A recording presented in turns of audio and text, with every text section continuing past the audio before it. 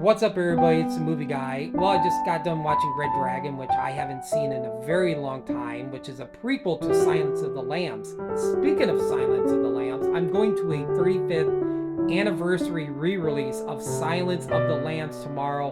Super excited. And I've read Thomas Harris' novel Red Dragon 3 times.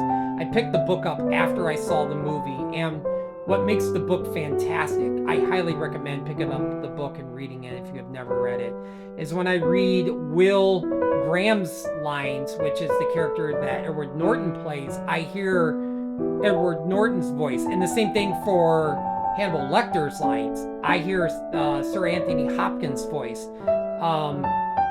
This had a budget of $79 million, and it was very successful at the box office. They had a turnaround of $209 million. Great cast.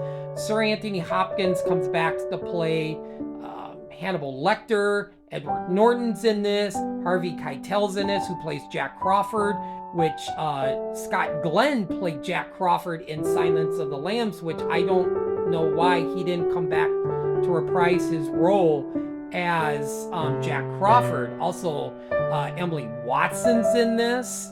And Ray Fiennes, oh my gosh, Ray Fiennes is so fantastic as the Tooth Fairy. Whatever you thought of Buffalo Bill and Silence of the Lambs, it's times out 100 with the Tooth Fairy. Oh my gosh.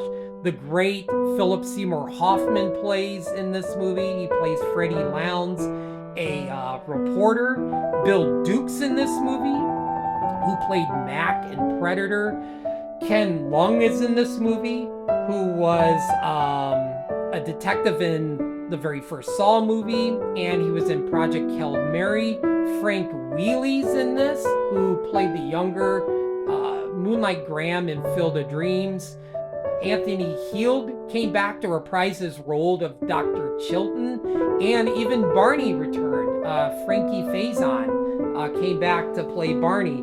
And Ray Fiennes, before he shot his scenes, he would take 90 minutes to basically lift weights so he could build his body up as the Tooth Fairy. And he also had a prosthetic inserted for that cliff that you see in the movie. Anthony Hopkins was very hesitant to come back to reprise his role because he just didn't think it was going to work a third time. And Ted Taley, who wrote the screenplay for Silence of the Lambs, came back to write the screenplay for this. But he did not write the screenplay for Hannibal. And he was asked to write maybe some more Hannibal Lecter movies. I don't know if Thomas Harris was going to write some more books, but Ted Taley was like, I don't want to do Hannibal 12. But anyway, this movie is so fantastic. It's a 10 out of 10. It's an epic, fantastic movie. I think it's a great prequel to Silence of the Lambs. And it did win a few awards. There was the Taurus Stun Award for Philip Seymour Hoffman's scene. There's the scene. Okay, I'm going to spoil a little bit of this, just in case you haven't seen Red Dragon. Spoiler.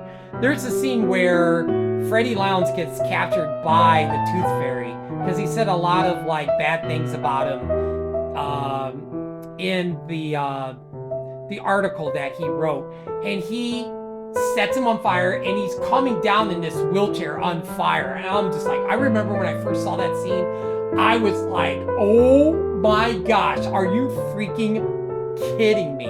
Emily Watson did win a Chainsaw Fangoria Award for her supporting actress for Red Dragon. Also, I believe Ray Fiennes and Anthony Hopkins was nominated for a Fangoria Award, but did not win. This didn't get any Golden Globe or any Oscar nominations, which I'm sad because the movie is a 10 out of 10. Epic, fantastic. I think it's a great prequel to Silence of the Lambs. And that's it from the movie guy. Hopefully everybody has a great night. I'll talk to you later.